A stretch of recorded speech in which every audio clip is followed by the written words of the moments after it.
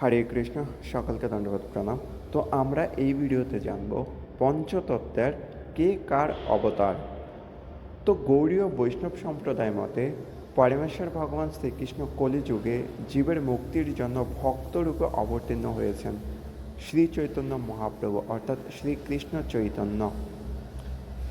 শ্রী চৈতন্য মহাপ্রভুর সাথে 4 প্রধান পার্ষদ বা অবতার মিলে গঠিত হয়েছে পঞ্চতত্ত্ব। তো চলুন আমরা জেনে নিই কে কার অবতার। তো আপনারা এই ভিডিওতে দেখতে পাচ্ছেন প্রথমে এক শ্রী চৈতন্য মহাপ্রভু। তিনি স্বয়ং ভগবান শ্রীকৃষ্ণ, যিনি শ্রীমতী রাধারানীর ভাব ও কান্তি গ্রহণ করে অবতীর্ণ হয়েছেন। 2 শ্রী নিত্যানন্দ প্রভু। তিনি শ্রীকৃষ্ণের ভাই ও অনন্ত বিস্তার বলরাম। 3 শ্রী অদ্বৈত আচার্য। তিনি ভগবান শ্রীবিষ্ণু ও মহাদেবের মিলিত অবতার অর্থাৎ মহাবিষ্ণু ও সদাশিব। 4 শ্রী গদাধর পণ্ডিত। তিনি শ্রীকৃষ্ণের অন্তরঙ্গ শক্তি এবং শ্রীমতী রাধারানীর অবতার।